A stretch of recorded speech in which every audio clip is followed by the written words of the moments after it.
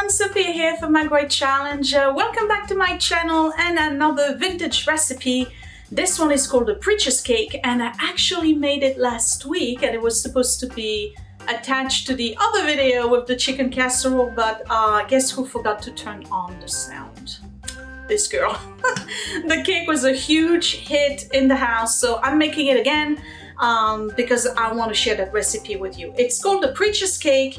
It is from the same website than the chicken casserole, South Your Mouth. Here's the website.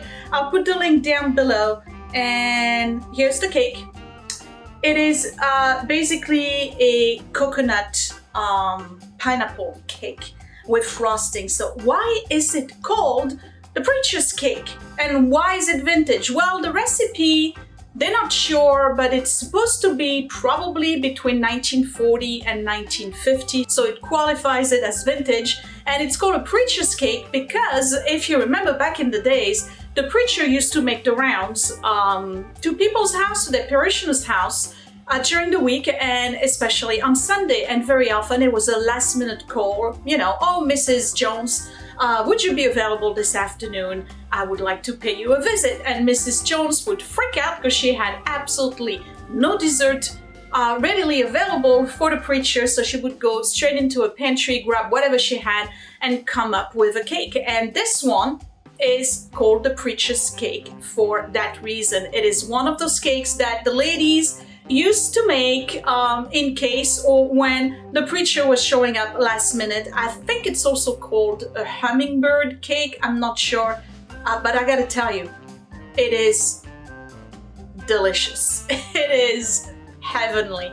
It's not super heavy. It looks like it's heavy. It's loaded with sugar and all the stuff you're not supposed to eat, like most cake. But I have to tell you, the kids loved it. I loved it. Scott loved it.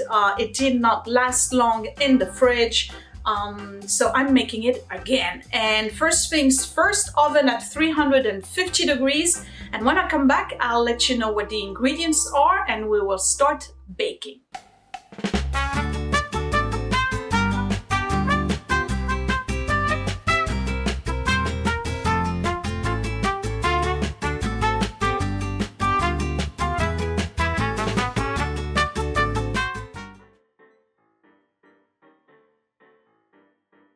Here are the ingredients for the preacher's cake, and it's amazing to me that ladies back in those days used to have all of these readily available in the pantry. But let's get started. You need 3 cups of all-purpose flour. These are the dry ingredients. 2 teaspoons of baking soda, 1 teaspoon of salt, and 1/2 teaspoon of ground cinnamon. Again, dry ingredients, so these 3 get mixed together. Want to sift them together. 2 cups of sugar, 3 eggs, 1 cup of vegetable oil. We're not using butter, but vegetable oil for this one. 2 teaspoons of vanilla extract. The surprise in the cake is crushed pineapple with its juice, a whole can, 20 ounce. I did it last week with cubed pineapple. It worked just the same. You just have to work it into your mixer a little bit longer. But crushed pineapple is what I have for today. You need 1.5 cups of finely chopped pecan. You can use walnuts also, and you don't have to finely chop them. You'll see I'm just kind of like, you know, loosely breaking them. And you need 1 cup of flaked coconut, but that one is optional. My advice to you is put it in, because that's what makes the texture in the coconut. Because remember, the pineapple is going to make it kind of a little bit mushy. This is going to hold it together. All right, so these are all the ingredients. I'm going to get my stand mixer and get started.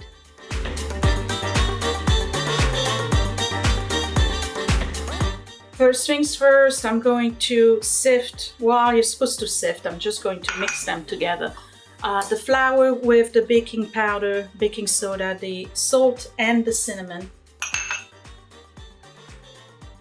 And mix it together. Now, last week I basically did this and it worked just fine.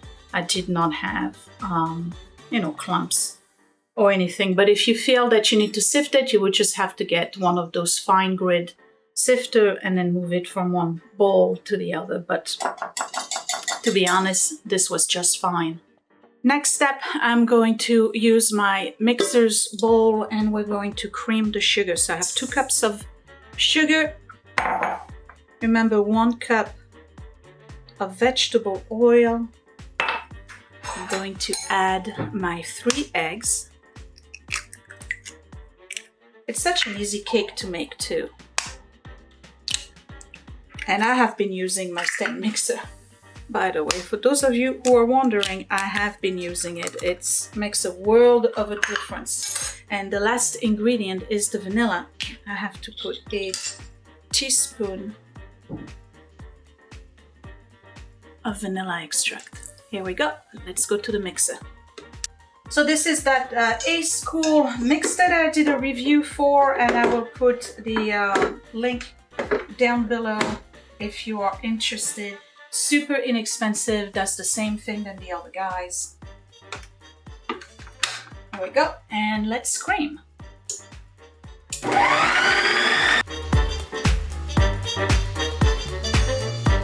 So this is creamed and it's looking pretty nice. And what I'm going to do now is not pull it out to show you, because then I'll have drips everywhere. I'm going to start combining the flour directly into this mix and keep mixing it until it's homogeneous. And once that's done, I'll get the rest of the ingredients.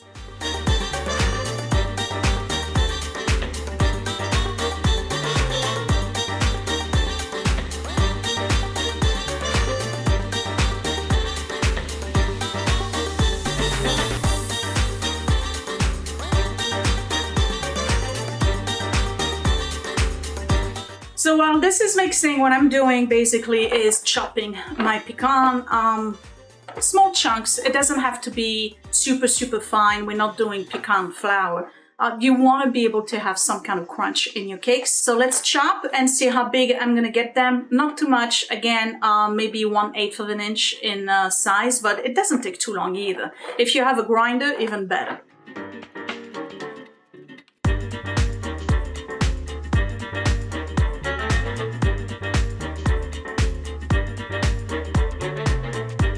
So you see, that's it.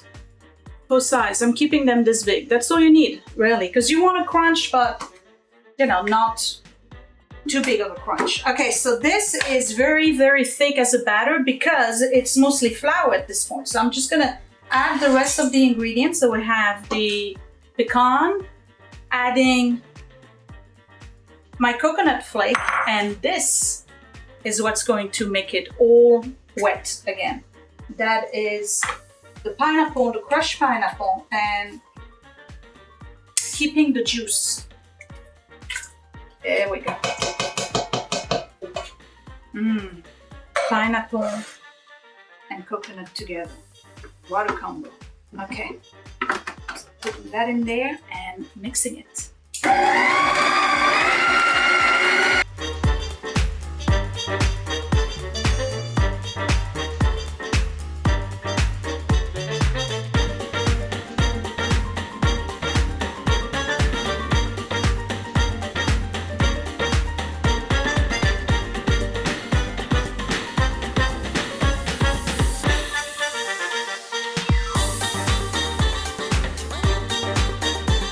It's all mixed and I'm ready to put it in the oven. And of course you cannot bake vintage stuff without your Corningware, well, at least for me.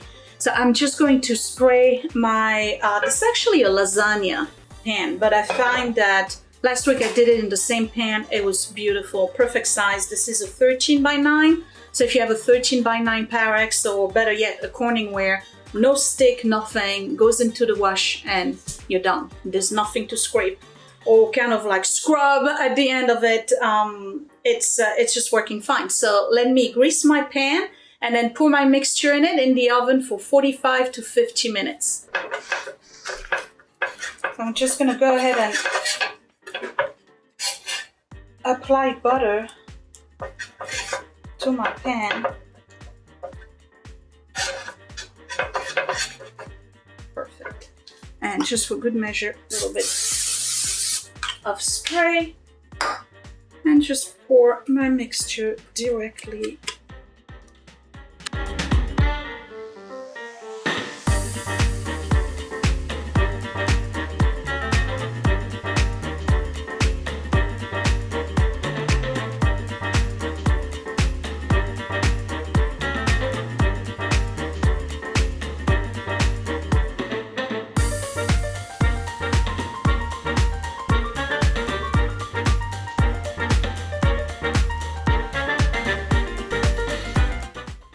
Okay. All right, in the oven, 45 to 50 minutes. Basically, you want the middle to be cooked. And like every other cake, you're just going to place your knife in the middle, and if it's still wet, you put it in for another 5 minutes and test it again. So I'm gonna put that in the oven. Then it needs to cool because there is a frosting that goes over it. So when I come back, we'll make the frosting and check on the cake. 45 minutes. Let's see if it's good. Ooh, look at this gorgeous color. It smells like a birthday cake. Okay, still a little wet. Let's do another 5 minutes.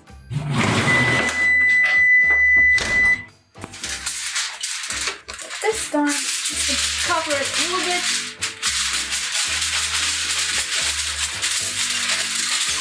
With some aluminum foil because I don't want it to get too brown. Excuse me, the sheet. Thank you. I need to clean my oven dry. Okay.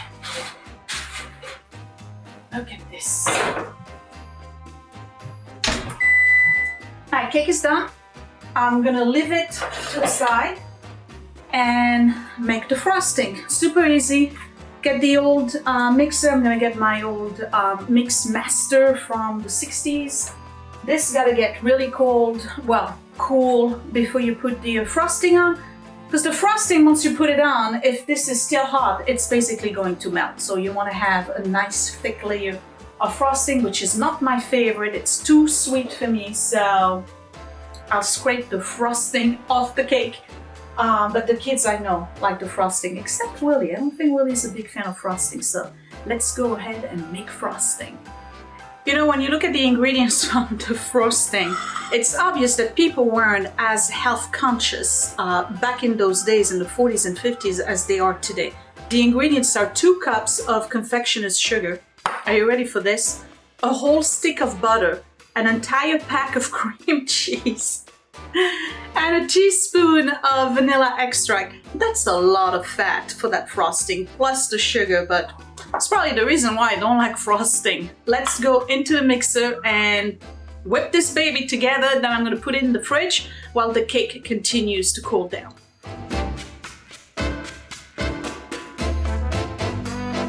So for the frosting, I'm going to use my 1967 stand mixer, the Mix Master by Sunbeam, which I found for $7. And one of my subscribers sent me the missing milk glass bowl. I have to put a wet paper towel at the bottom to make sure that it sticks and doesn't go anywhere. So here we go. I'm just gonna bring in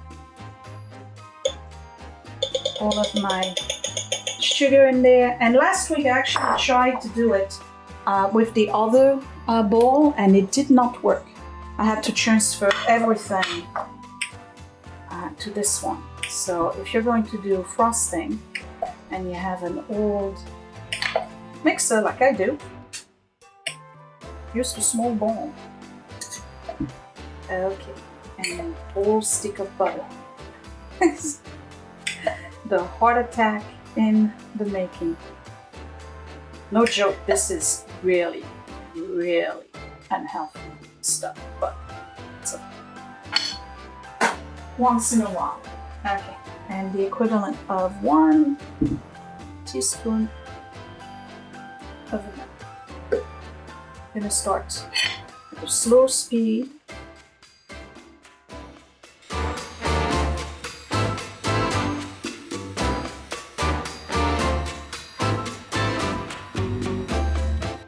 Okay, So, this off. I'm sure one of the kids is going to want to lick one of these. Let's try it.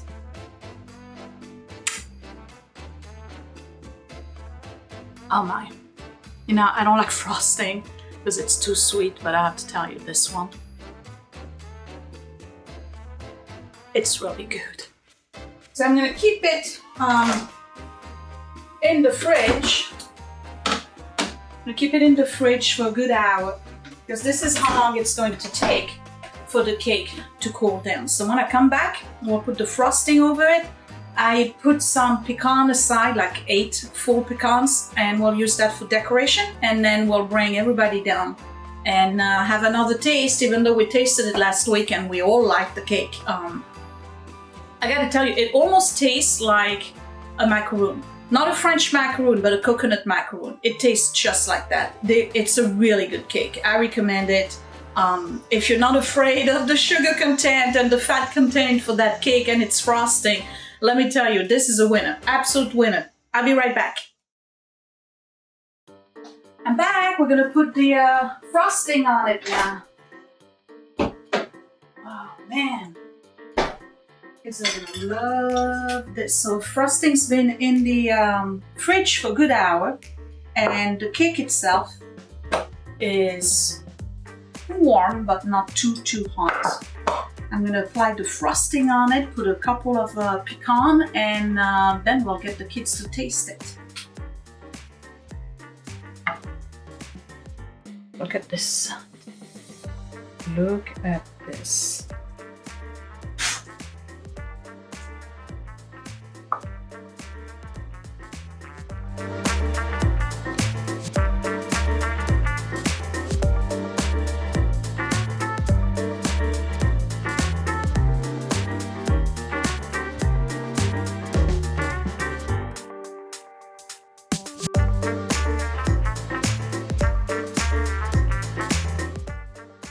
All right, time for slides. Oh, it's a little bit too big, no? Just want to show you what it looks like on the inside.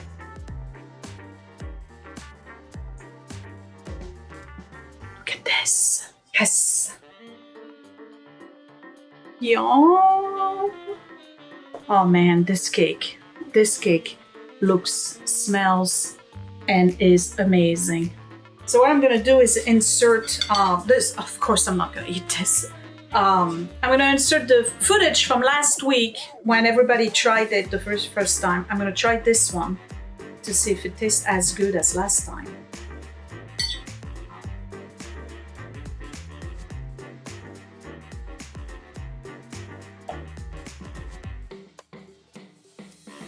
Stay away from it. You do not want to eat that cake. Oh my god. This is evil. This is pure evil. Okay, so I'm gonna insert the footage from last week so you can see the reaction of everybody in real time. Well, in real time. When I made it last week, because we all loved it. The cake is absolutely amazing. It's one of those things that everybody in the home said was better cold. I personally like it better warm. After trying it both ways, this cake is a major hit. It's a major hit. I can see myself bringing it to the office. We actually have a party next week. I'm probably gonna be making it because I can't imagine anyone who would not like this cake. I cooked it a little bit longer than last time, which is fine, so it crumbles a little bit more. Last time it was a little bit wet, but then again I had cubed pineapple instead of crushed, so maybe that's the reason, but doesn't matter. Equally as good. I'm telling you, try this recipe. This cake is absolutely amazing.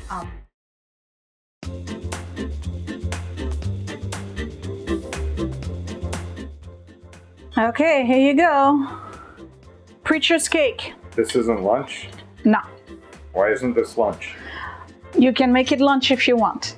So this is a southern cake that was made by housewives at the last minute when the preacher was visiting without notice. I can tell you. One would imagine that the southern women would, like, you know, expect it to happen at some point, so always have a cake on hand. Well, you know, that's ladies back in those days, they were always prepared and ready for stuff. Down south, y'all always had something for the preacher. He does the best southern accent, doesn't he? That's because he's from Florida. Well, It was the Alabama side of Florida. how is it? It's terrible. Is it? No. Oh, it's horrible. No, I don't want it. Is it really? All right, fine, I'll try it. I don't want the frosting. That's, let me scoop away from the frosting because I don't like the frosting was just too sweet. I tried the frosting. The frosting's pretty good. Well,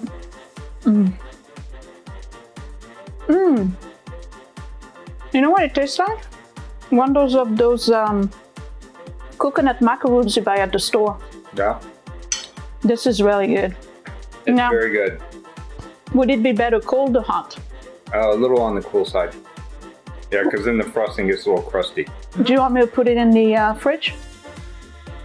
It'll I don't cool know. off on it. All right, so what do you think, mister? It's okay. It's okay? Yeah, What is it you don't like about it? I agree with you. The frosting's sweet, a little too sweet, but My man right here, my man. why? You don't like frosting You, either. I don't know who I you don't are. like frosting, but Mm-hmm. this, other than the fact that it's too sweet, it's pretty good frosting. Yeah. You know, everything before the word but in that sentence is made untrue. All right, by the so word make but. it again. Okay. Give me a rating. What's the rating? 9, yeah. Out of 10? Really? It's that good. This is good. All right. It's more of a grown-up cake. Okay, so let me tell you, this is an absolutely delicious cake. I can totally see replacing the pineapple with pumpkin around the holidays, or even apples. Why not put some zucchini in there as well where you add it, you know, pretend that you're feeding your kids vegetables. But so far I've made 2 recipes from this particular website, South Your Mouth. The chicken casserole you saw last time and this cake, and both are hit in the home. Both are a home run and they have been requested to be made again. I know that some of you made that chicken casserole since the video, and you all told me the same thing, that it was delicious and everybody loved it. So these are really good recipes. Out of all of the vintage recipes I've done so far, these last 2 get my thumbs up, 5-star. They are excellent. I'm definitely gonna check out that website and see what else they have as a southern recipe and a vintage recipe. But this one, wow, this cake is, I can't say enough about it. It's absolutely delicious. You gotta like pineapple, you gotta like coconut. I get it, but it's gonna be hard to resist, I can tell you that. Love the cake. Anyway, give me a thumbs up if you like this video and this recipe. Check out the link down below. I have the whole, you know, recipe in that link from South Your Mouth. Check out her website. You may find something interesting in there if you enjoy cooking and vintage cooking. And that would be it for today. So I hope you enjoyed it, and I will see you next time. Thanks for watching, guys. Bye. Hey, it's me, and guess what? Click that thumbs up if you really like this video. Thumbs down twice if you didn't. You can also share my video if you really liked it, or save it to watch later. Also, you can subscribe to my channel, but don't forget to click that bell button so you are always notified when I post a new video. Thank you for watching.